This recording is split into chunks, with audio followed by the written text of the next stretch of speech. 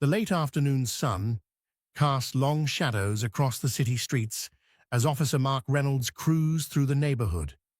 It was one of those areas he had been told to keep an eye on. High crime, they said.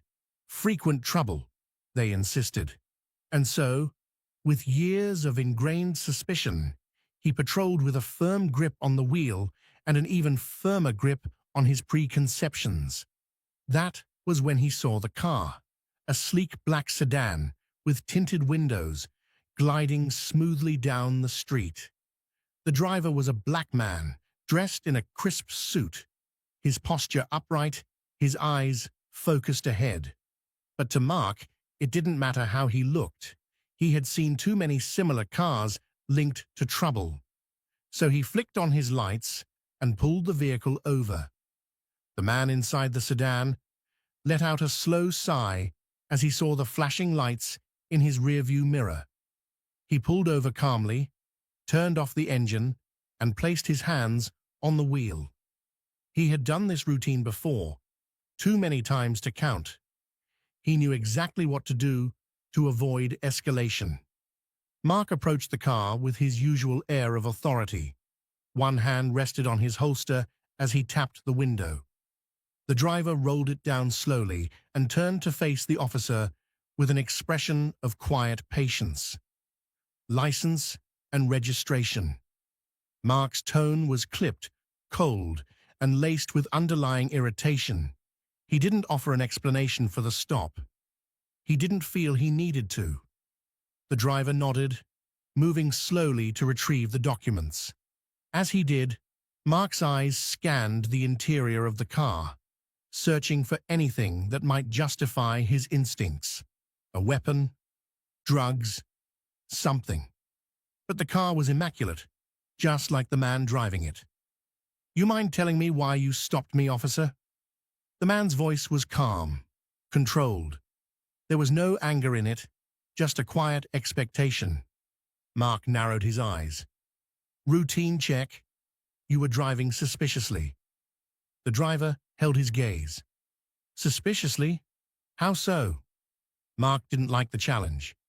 "You match the description of someone we're looking for." It was a vague, familiar excuse, one he had used before. It rarely met resistance. The man studied him for a moment before offering a small, knowing nod. "I see." Mark snatched the license and registration, stepping back toward his patrol car. As he ran the information through the system, something shifted in his expression. His eyebrows furrowed, his jaw tightened, and a cold bead of sweat formed at his temple. The name on the license read, Jonathan Carter. Rank, Chief of Internal Affairs. Mark swallowed hard. He stared at the screen as if willing it to change. Internal Affairs, the department that oversaw police conduct, investigated misconduct, and had the power to end careers with a single report. And not just any member. This man was the head of the entire division. A sickening realization washed over Mark. He had just racially profiled his superior. With a dry throat, he walked back to the sedan. His demeanor had changed. The authority in his stance had melted into something more careful, more uncertain. Mr. Carter." "Chief Carter," the man corrected, his tone even. Mark's stomach twisted. "Chief Carter, my apologies. I didn't realize I was who? Someone important?" Carter's voice remained steady. "And if I weren't, would this have gone differently?"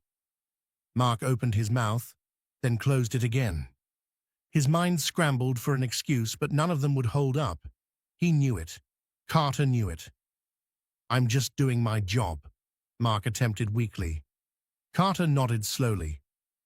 "That's what concerns me."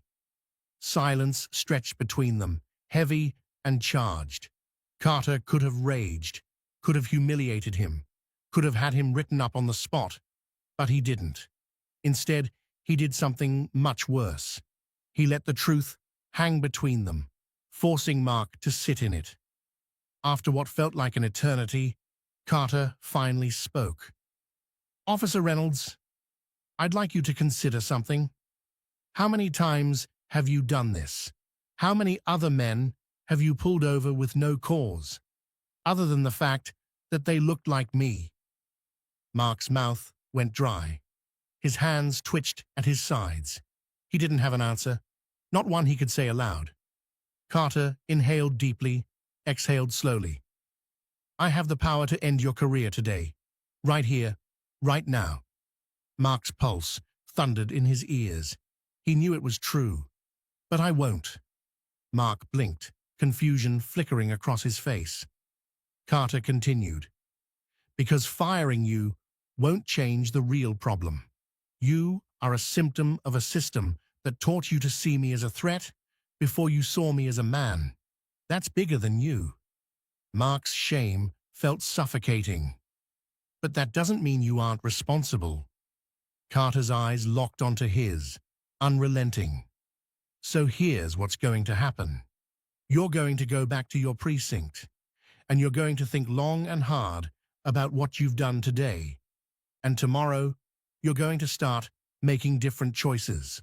Mark swallowed the lump in his throat. He wanted to protest, to defend himself, to say he wasn't racist, that this was all a misunderstanding. But deep down, he knew he had nothing to stand on. Carter took his documents back, rolled up his window, and pulled away without another word. Mark stood there, his hands trembling at his sides, as the realization of everything that had just happened sank in. For the first time in his career, he saw himself clearly, and he didn't like what he saw. As the taillights disappeared into the distance, Mark Reynolds knew that this would not be just another stop. It would be the moment that changed everything.